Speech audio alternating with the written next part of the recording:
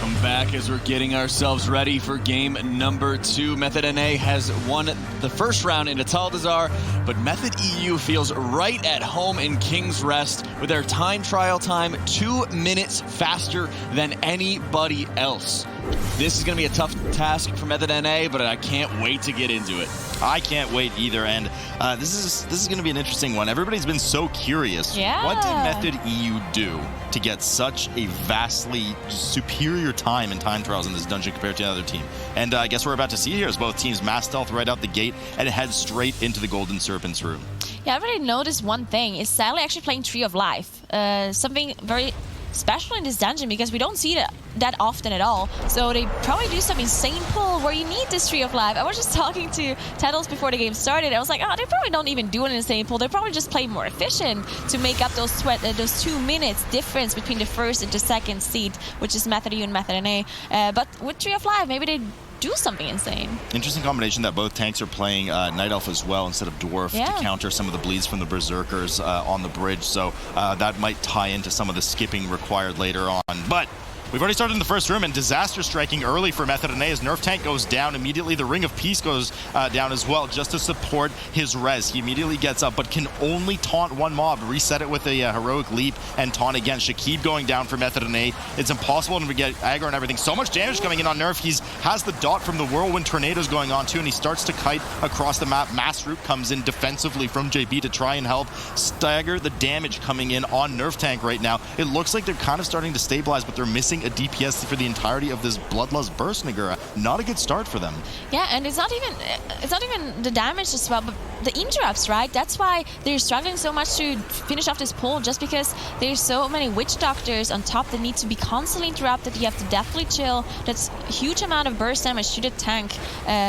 Frost damage, I believe, any sort of magic damage that the tanks have a lot of trouble to deal with. And then on top of that, you also need to interrupt the Shadow Bolt volley. So as soon as you're missing one rogue, one of those interrupt people, you actually struggle a lot more. But they did manage to finish it off here, but it's kind of costing so much time. Not only do they have 2 deaths, which does mean 10 seconds on top of their timer, but they also need to have the rest here going up. And if you play against a team like Method EU that is playing so well, then this is definitely going to mean something at the end. Yeah, we can see the Emissary of Tides already crowd controlled in the corner. So far, we haven't really seen anything too crazy just yet. Both teams doing the same thing. A big pull. Reanimated Guardian pull actually for Method NA. This we haven't seen.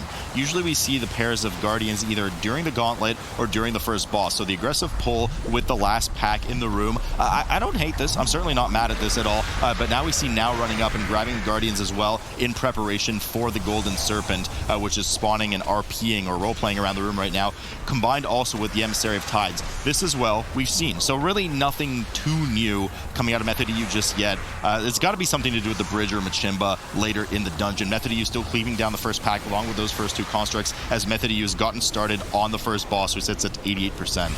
So we actually saw Now cast Declare Edict, which is something you've been talking about, right? He changed his trinket from, I believe, from magic to physical, because magic was needed for those Witch Doctors with the Frost, with the Deathly Chill, and now he wants the physical again for those 2 Guardians that do a lot of damage. We've seen some teams try this pull before, where they put the Guardians on top of the Golden Serpent, but we just saw the tank dying over and over because of the amount of damage they do. And they also enrage when they reach below 35%, I believe, 50. Or 50, and it's not dispellable. So Sally cannot soothe this enrage off. They just do more damage, they have more haste, and they attack faster. Yeah, so you can see they're not even bothering with the animated golds on the side. They're using a combination of Ursula's Vortex and, well, really whatever else they can in order to just kind of mass root them. You can see Zalia's mass root on that little golden blob in the corner, or in the bottom of the screen rather, for Method EU right now as they cleave down the remaining Guardians. 40% on Method's EU Golden Serpent, as Method NA is now at 65%.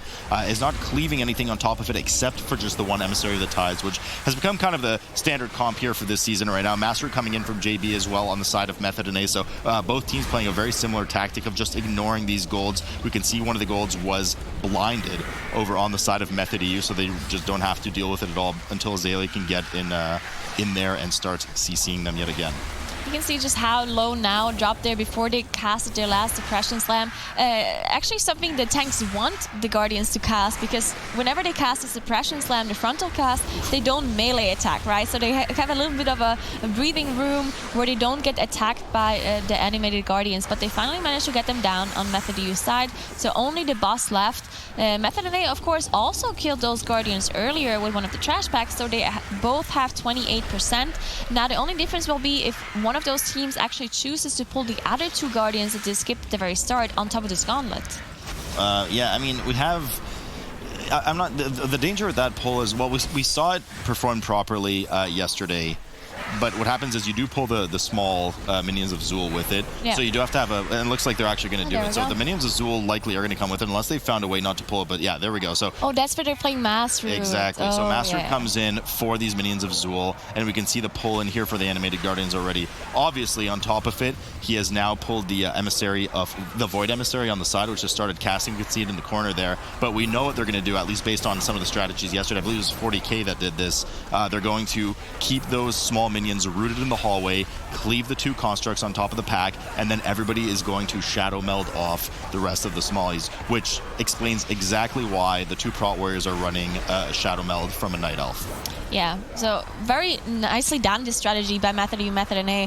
I mean, we've seen it by 40K, but they struggled a lot more with this kind of strategy yesterday, as they had a bunch of wipes or full team wipes come in. Now you see the fixate on both those teams, this purple fixate icon on the group frames, that is from the minions of Zool, which they will shadow meld off earlier, as Sloot just mentioned. You can see them be mastered there in the back on Method EU's side. Now, those animated Guardians, they did get changed. So the Suppression Slam, the frontal cast, it stuns you if you get hit by it, only targets the tank, so it's definitely a lot. Oh, JB actually going down for Method NA. Not what you want to see here. They don't have a battle res, but JB, because they cleared all of the trash on the way in, immediately releases. But yeah, indeed, their Mass Entangle is not available now, so they're doing what they can to get rid of them. ROP goes down, Ring of Peace, of course. Cheever's going in. The rest of the team is desperately trying to run away from them as they kill them and get them in the corner. Lighty gets feared. All these mobs run in and wreak chaos everywhere. Nerf tank going down, Lighty going down, and this is going to be a full team wipe on the side of Method NA because JB died. JB, the two Resto Druids are the key to this strategy. You need to have Mass Roots constantly up on those ads. You can have them up 100% of the time, and that's going to be all she wrote for Method NA with a full team wipe in the gauntlet. Method EU still going strong here, killing the two animated Guardians on top of the third of 4 pieces of the gauntlet right now. Did their constructs reset too, or did they kill them? I don't know. I think they reset as well. Oh, that's a huge mistake by Method NA. I mean, I'm not completely sure if the Rogues did not have their cloak available, but they could have, you know, once JB died, they could have said, you know what, I'm going to cloak, I'm running in, and I'm just going to kill them off, because that's something you can do too, right? You do not need an Arcane Torrent or a Master Spell to kill them. You can just damage through the Absorb Shield, which we've seen in the past as well that those Rogues are doing. So maybe they just didn't have the cloak ready, or they didn't think about it when it happened. But yeah, just all going down there without that Master available. Method EU, on the other hand, they still have the minions of Zool. As you can see, the fixed icon still just being mastered there by Celia, and they're on their way to activate the last trash group of this gauntlet. Yeah, they're just waiting for it to spawn right now. She hits particularly hard. We know that already. Now making sure that he's the closest proximity target to her, as she will get her first shot off on the closest person. You can't grab aggro fast enough before she starts to shoot cast. So the tank always needs to make sure that they are the closest to the queen here. Skeletal Raptor will jump around and do his frontal cleave. No problem for that. It's completely displaceable. There we see it with an Ursul's Vortex being gripped. You can also obviously ROP or Ring of Peace bump it by one of the Windwalkers just to make sure you keep it on top of Queen Patla in order to cleave everything down efficiently. Method NA back in action here on top of the gauntlet as the second of 4 pieces of the gauntlet. That's where they wipe. The constructs are back in play as well right now. This is going to be really tough. It's going to be a big, daunting task for them to try and catch up with Method EU. And, you know, Nagura, we still haven't seen. Yeah. What is the big secret for Method EU? But as we head into, I mean, I can think of maybe a couple of guesses. Maybe in Machimba's room, they somehow pull everything with the boss and survive. I mean, I don't know. We're going to have to see here. But so far, Method EU hasn't done anything we haven't seen. Everything they've done has been more efficient versus Season 2. We've seen it from other teams. They're doing it very well right now, but nothing too crazy just yet. Yeah, so we see them do the Shadow Melt skip. Now they still did not Shadow Melt off the aggro. Okay, now they did it, so now they're gonna get rid of the aggro of the minions of Sul. Fragments is Dwarf, so he does not have Shadow Melt. He did vanish instead. Now we'll see what they do here as they gather up the Emissary of Tides, some of the fluids here, and both of the constructs. So they're filling the whole room. We'll see how they handle the bursting here. Yeah, the bursting is going to be nasty. It's going to be up to the Rogues to finish it off. They're likely going to drop a Ring of Peace at the last second with Mirrors, and the 3 people who cannot immune the bursting off are just going to run to the opposite side of the room to try and survive. The 2 Emissaries of Tides are dead already. They're going to have to make sure they do a really good job to kill all the blobs at the same time, so none of them leak to the group. Here they go. They're getting low right now. Now is getting ready, likely to Heroic Leap out in just a second. Leg Sweep is down. The 3 of them get out of the group, and the Rogues are responsible for cleaning up the rest of the blobs, which they do well. Cloak of Shadows is popped from both Rogues, and they've completely ignored all of the bursting from all those ooey gooey rich and chewies. Double construct pack here on the side, which I likely assume they're going to snowball into Machimba momentarily. Yeah, that was very cleanly done. That's definitely a very dangerous pull, because if you move too late or too early when it comes to outranging the bursting, you're just gonna die, right? Sally does not have an immunity, Maris does not have an immunity, so if they somehow get all of those bursting stacks on them, they're just gonna be dead, and it's gonna be a huge wipe for them, because Sally and Maris, they're the ones who can rest. So if they both go down, they have to release, and it's gonna just cost them a lot of time. So well done by them, very well executed, as they now engage Machimba as well on top of those 2 constructs that they have left. On top of the constructs, so they should get up to about 73-74% trash, something like that, after these 2 constructs are dead, which, once again, not to keep spoiling, but we've seen this percentage already from 40k earlier. We saw the strategy. There's the 73% indeed. Typically, if you only pull one of the constructs, I think you end up with 66%. That's usually the percentage that we see on a Machimba. Bloodlust indeed coming up just to try and chew through this Fortified boss's health. That's an interesting one. However, what were their time trials? I believe it was 22. Yeah. So that means they might have access to Bloodlust at the very end of the dungeon, which is why they popped it here. So probably from an efficiency perspective, they popped this just to get that extra Bloodlust in on King Dazar at the end. Method NA doing the similarly large full room pull here on the right side, on the small side of the screen right now, as they back up near one of the tombs, making sure that they break their buddies out immediately from one of those entomb casts. So we'll have to keep an eye on if they're able to pull off the exact same quality of pull that Method EU did, who is now sitting at 30% on Machimba. Yeah, so I think the most surprising thing by Method U is probably going to be the bridge element, right? We've seen lots of teams do different kind of strategies for the bridge, and we've seen lots of teams also struggle on those bridge trash packs. Lots of teams wipe on it, lots of teams have big mistakes, so there must be something very special, very efficient that Method EU does to get past that area. We will see what happens as they're about to finish off the Machimba here, but Method NA, again, up until this point, they did the exact same thing. Of course, they are slower because of the 8 deaths and this huge wipe that they had in the gauntlet, but outside of that, they're doing the exact same strategy. That's weird.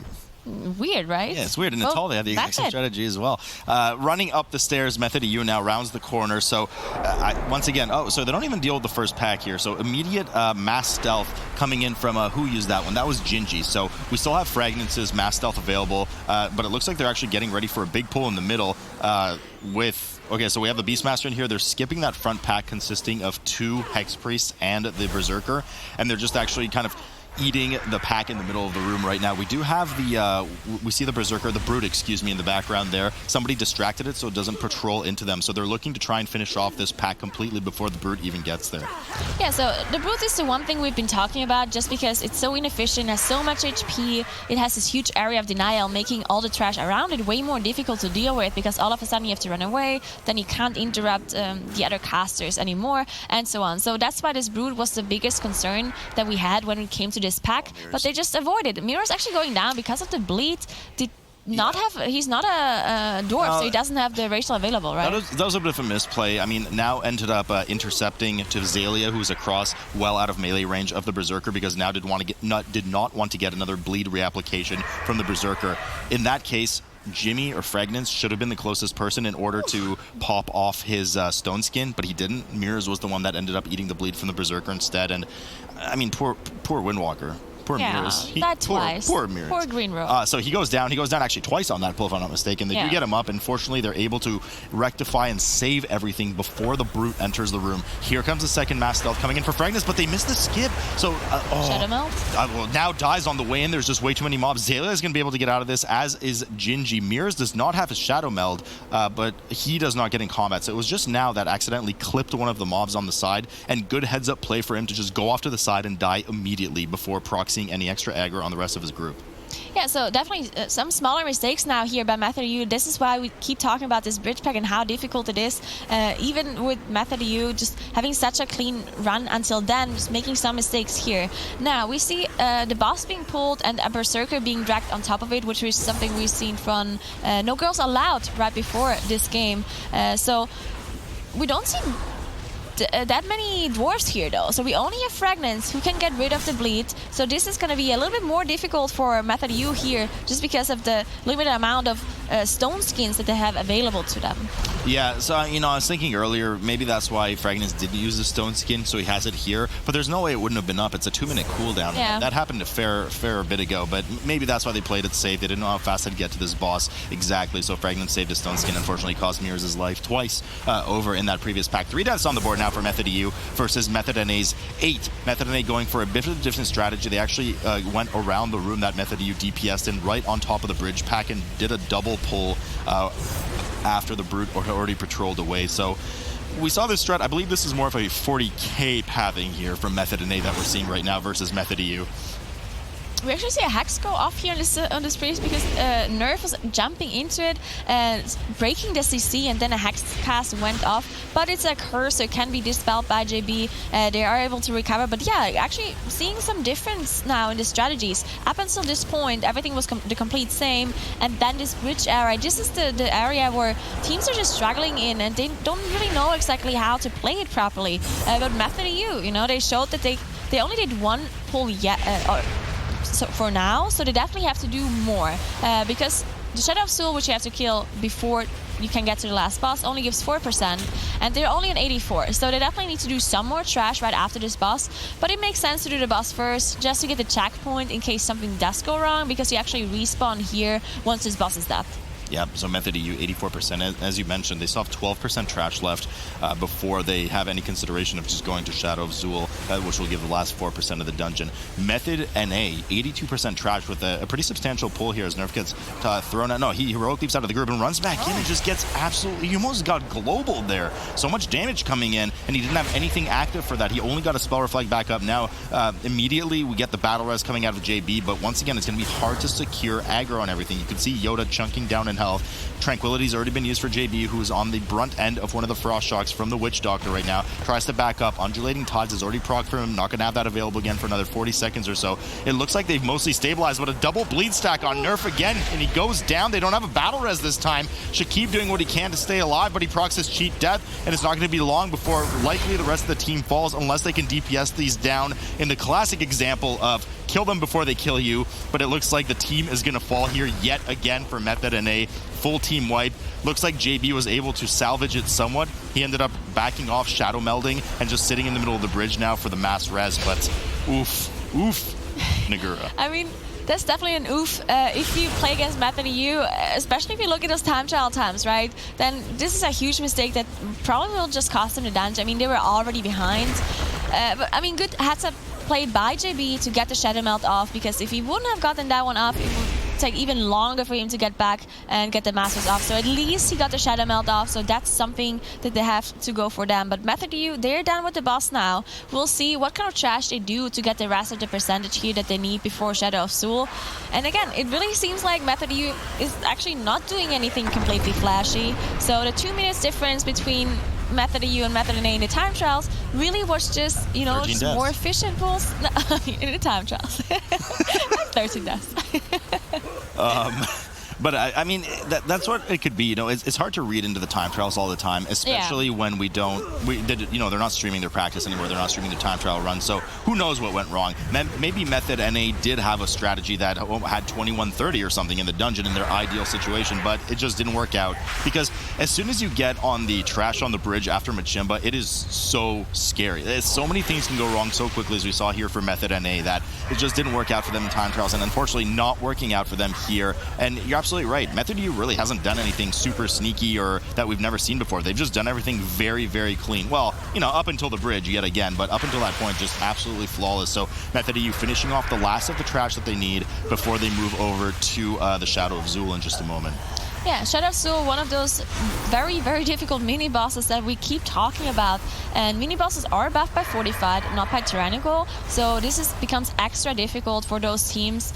Most of the time, we see people are fine, especially with Sally running the Tree of Life. It definitely helps because you just have an extra cooldown, so now it should be okay. As long as they use their defenses properly, but they definitely have to be careful just because it does so much magic damage. You see the Shadow Rush, at least behind a dot, that ticks for a lot of magic damage, so you can just see how low now it drops, and pay attention to the defensive cooldowns that they're using here. Yeah, I will. I'll especially pay attention to that Iron Bark in the bottom row on the left side for the rest of it. I think I beat myself up more than anything else when this kind of stuff happens. Anyways, now Pops his last stand here. It's bolstered, of course. Now, Shadow of Zul actually does melee rarely between his casts, not for a significant amount, but just, you know, as a note in the form of, let's say, if Necrotic were on the dungeon, you're running it on live, just a little tip there.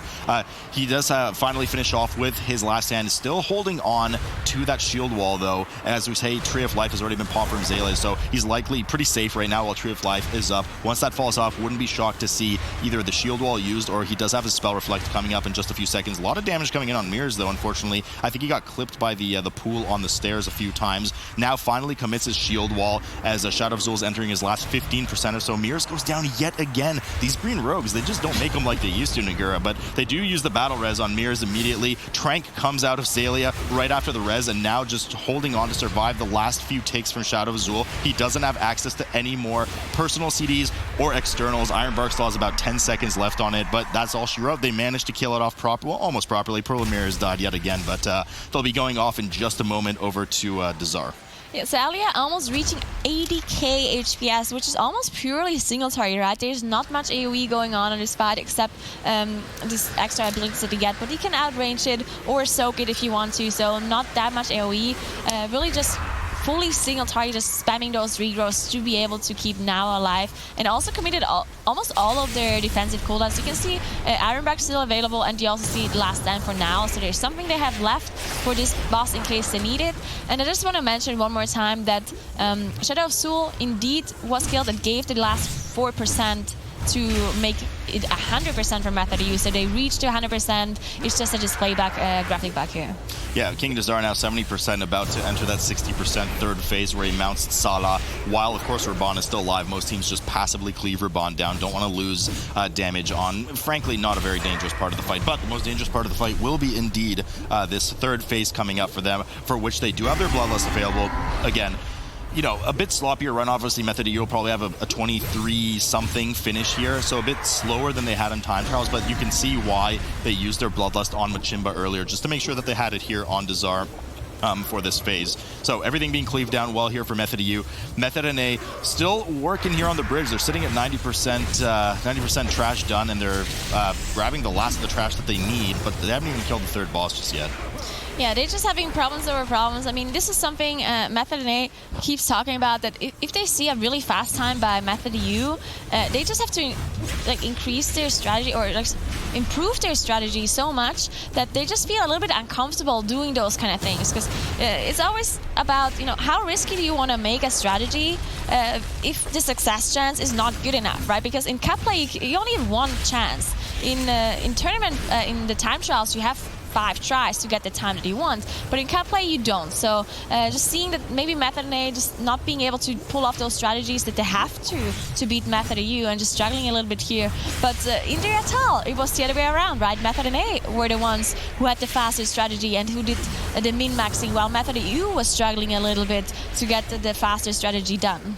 Yeah, I mean, that's just what it is. It's going to be a really interesting third game, but so far here, history yet again starting to repeat itself as Method NA has taken the first game from Method EU, but Method EU on the way to starting that coveted reverse sweep right now, Jack. We'll have to see on that end. And Method EU, I mean, they were the kings of King's Rest onto that one. Not quite that 21-minute run that we had been kind of hoping for out of time trials in that end, but they did do quite well. And Method NA is just not able to keep up and made some critical errors along the way, Tuttles. Yeah, Method NA's mistakes ended up just like losing them the dungeon, while Method U's mistakes just ended up costing them about like 20 to 30 seconds here and there.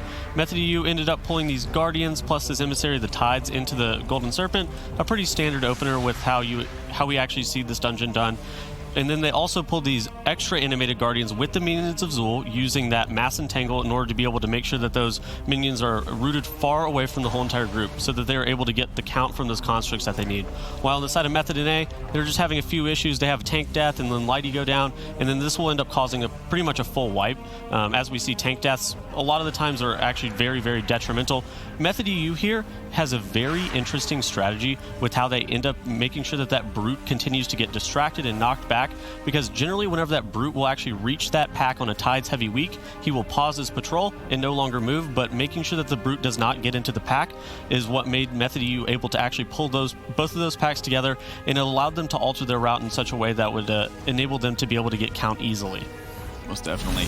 And as we look at Machimba's room, that area in particular has been very dangerous. You've seen a lot of teams do very well to be able to deal with a lot of the blobs, but also pulling the constructs in, as we saw from Method EU. Yeah, so under most circumstances, all the embalming fluids plus the constructs is a pretty traditional pull. However, whenever we are in this bursting environment, it can actually get very dangerous. So we actually saw Method EU and Zalia using that Tree of Life there, kind of just running around healing through it. And then whenever those embalming fluids actually do start dropping pretty low, we actually see now in Zalia, and then the two rogues actually end up staying, but they have now Zalia and Mirrors running across the whole entire room into the far corner to make sure that they do not get that bursting damage. They'll end up having a few stacks just incidentally, but it is a healable amount of stacks, fortunately enough for them. So the rogues are off to the side, popping their cloak, popping their immunity to make sure that they don't get stacks of bursting as well, just dealing off with those embalming fluids. So that was actually a really good showing by Method EU. Yeah, it goes to show how important that positioning can be as well. Grabbing everything in together, using Ursul's Vortex to make sure it all stays in that one corner, because you've seen teams have to run all the way back into the hallway, all the way back to the previous bridge to make sure they were safe. So that's just all about the control, and they've done an excellent job of that.